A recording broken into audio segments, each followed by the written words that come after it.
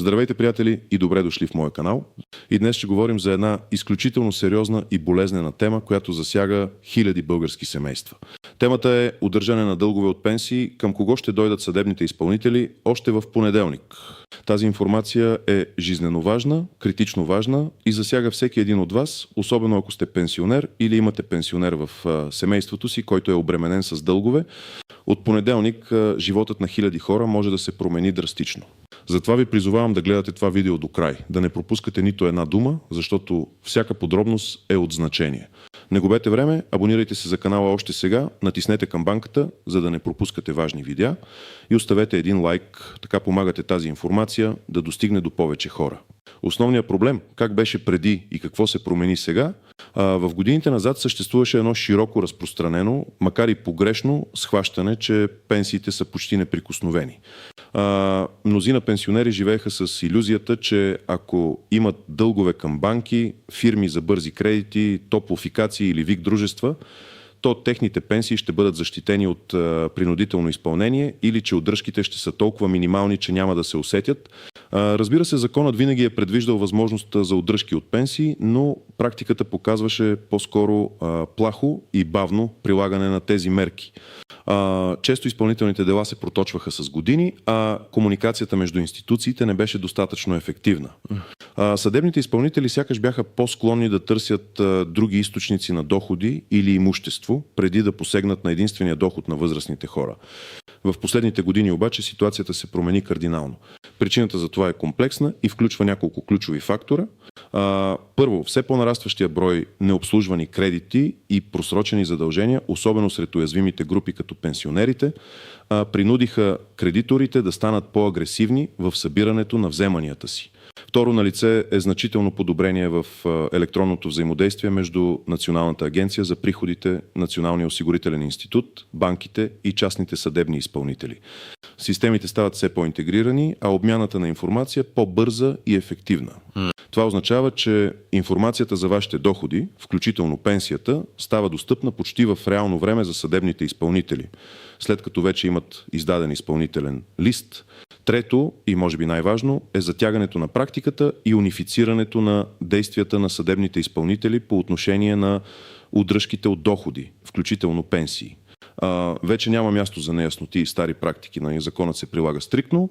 Това още в понеделник е метафора за бързината, с която може да се задейства цялата машина на принудителното изпълнение, след като веднъж вече има издаден изпълнителен лист срещу вас. Кой трябва да се притеснява и кой не. Нека разгледаме по-подробно кой точно е под прицел и кой може да бъде спокоен. Трябва да се притеснявате, ако имате влезли в сила изпълнителни листове срещу вас за неплатени задължения. Това означава, че кредиторът е завел дело, спечелил го и вече има документ, с който може да търси принудително събиране на дълга. ДУС. Имате висящи изпълнителни дела при частен или държавен съдебен изпълнител. Ако сте получавали писма от съдебен изпълнител, но сте ги игнорирали, сега е момента да действате. 3. Имате неплатени задължения към държавата, данъци, такси към общини, местни данъци и такси, към топлофикация, ВИК, мобилни оператори или банки и финансови институции, потребителски кредити, ипотечни кредити, кредитни карти, бързи кредити. Всеки от тези кредитори може да инициира изпълнително дело. СУР. Имате наложени запори върху банкови сметки или движимо-недвижимо имущество, но доходите ви са останали единствения източник за покриване на дълга. Кой не трябва да се притеснява? Ако нямате никакви дългове, очевидно сте извън обхвата на това видео. ДУС. Ако всички ваши дългове са погасени, поздравления, вие сте свободни. 3. Ако дълговете ви са изцяло погасени по давност. Важно е обаче да знаете, че давността не се прилага автоматично. Трябва изрично да се позовете на нея пред съда или съдебния изпълнител. Ако не го направите, въпреки че дългът е по давност, изпълнението може да продължи. Например, общата давност за потребителски кредити и други вземания е 5 години, но за някои специфични случаи, като издръжки и публични вземания, давността е различна. Нека разгледаме няколко конкретни примера, за да стане по-ясно как действа механизмът. Пример 1. Баба Райна с дълг за топлофикация. Баба Райна е пенсионерка на 75 години. Пенсията й е 550 лева. Тя дължи на топлофикация Варна 3500 лева за неплатени сметки от последните няколко години, заедно с лихвите. Съдебен изпълнител вече е образувал изпълнително дело срещу нея и е изпратил запорно съобщение до НОИ и до банката, където баба Райна получава пенсията си. Какво ще се случи? Пенсията на баба Райна е над минималната работна заплата за страната, която към момента на записа е 933 лева, но ще използвам по-близки до примера числа за илюстрация, но за принудително изпълнение са важни определени прагове. По принцип от пенсия може да бъде удържана до 1/3 част за обикновени задължения, ако пенсията е до размера на минималната работна заплата. Ако пенсията е над минималната, но под двойния размер на минималната работна заплата, тогава може да се удържи до 1/2. За издръжки на деца законът е още по-строг, но за това ще говорим по-късно. В случая с баба Райна нейният доход е 550 лева. Законодателството предвижда защита на определена част от доходите, за да се гарантира минимален стандарт на живот. От доходи, които са равни или по-ниски от минималната работна заплата, може да се удържа до 1/3 част, но не и за издръжка. За издръжка може да се удържа до 1/4, ако длъжникът получава доход по-нисък от минималната работна заплата. По-конкретно, когато се касае за задължения, които не са за издръжка, от трудово възнаграждение или пенсия, ако то е под минималната работна заплата, не може да се прави удръжка. Ако обаче пенсията е над минималната работна заплата, то тогава удръжката е до 1/3, а ако е над двойния размер на минималната работна заплата, до 1/2. В случая с баба Райна, тъй като пенсията й е под минималната работна заплата, примерно 550 лева, пример за 933 лева, от нея не може да се прави удръжка за топлофикация, докато тя е под този праг, освен ако не се касае за издръжка. Това е критичен момент, който много пенсионери пропускат. Ако пенсията на баба Райна беше, например, 1000 лева, което е над минималната работна заплата, тогава съдебният изпълнител би могъл да удържи до 1/3 от нея. В този случай 1333 лева. Тоест баба Райна щеше да получава 667 лева, а останалите 333 лева щяха да отиват за покриване на дълга. Затова баба Райна, ако пенсията ти е под минималната работна заплата и нямаш задължения за издръжка, формално не трябва да се притесняваш за удръжки.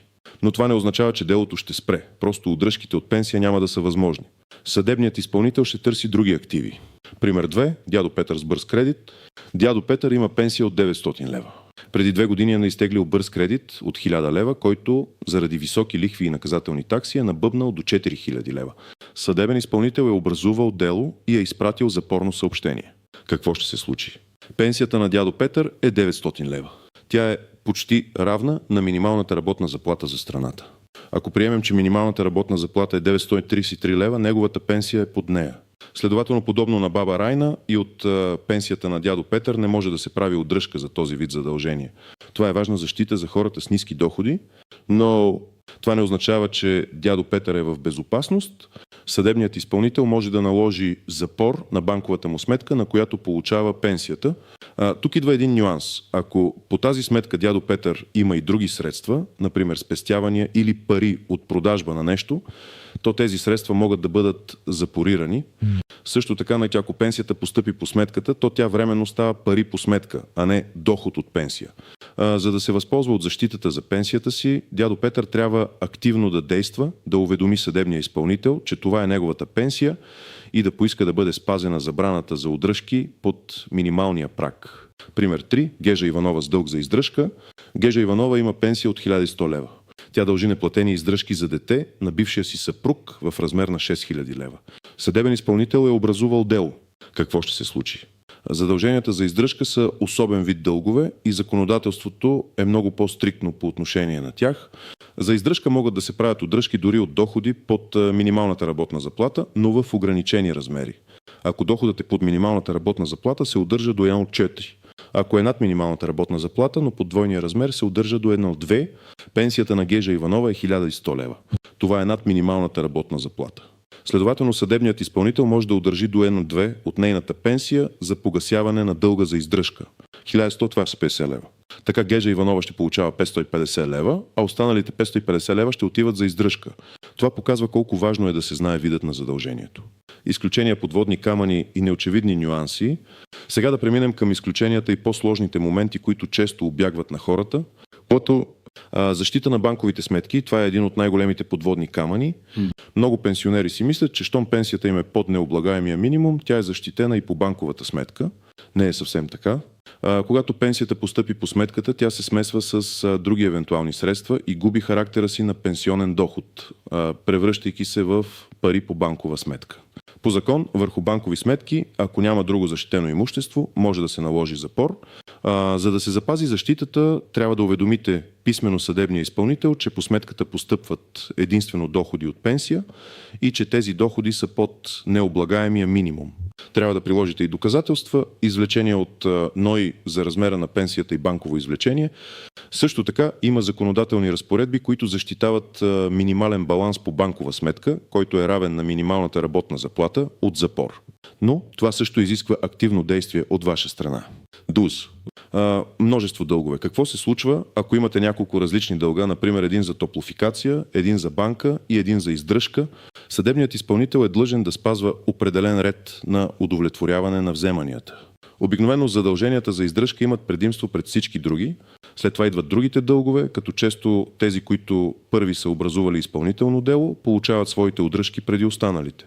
Процентните ограничения се прилагат общо за всички. Удръжките не може да ви вземат 1,3 за един дълг и още 1,3 за друг, надхвърляйки законовия максимум.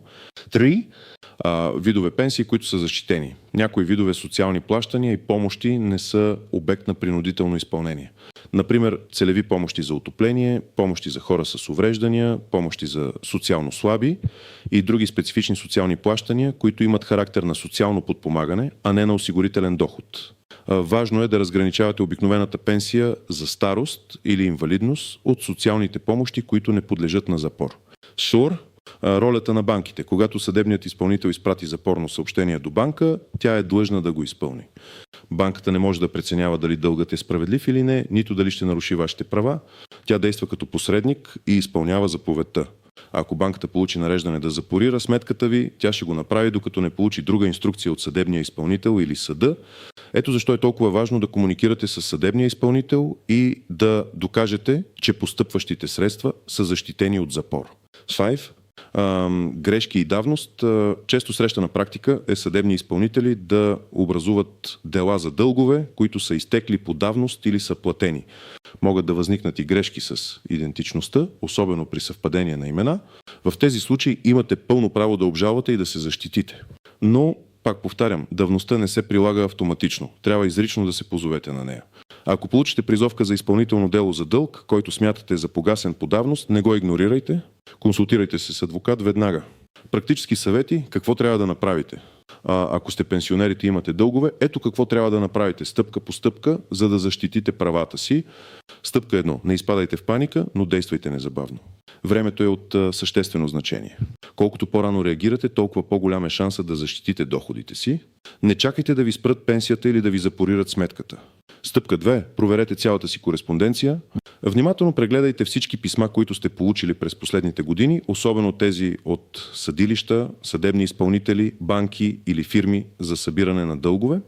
Търсете изпълнителен лист, покана за доброволно изпълнение, съобщение за наложен запор. Всяко такова писмо съдържа важна информация за дълга, кредитора, съдебния изпълнител и номера на изпълнителното дело. Ако сте изхвърлили или не сте получавали такива писма, това не означава, че делото не съществува. Стъпка 3. Идентифицирайте съдебния изпълнител и номера на делото. Намерете името на съдебния изпълнител, частен или държавен, и номера на изпълнителното дело. Свържете се с кантората на съдебния изпълнител и поискайте справка по делото си. Имате право на това. Изискайте копия от всички документи по делото, за да сте наясно с какво точно разполагате. Често информация може да се намери и на сайта на Камарата на частните съдебни изпълнители по ЕГН. Стъпка 4. Съберете всички необходими документи. Ще ви трябват удостоверение за размера на вашата пенсия от НОИ.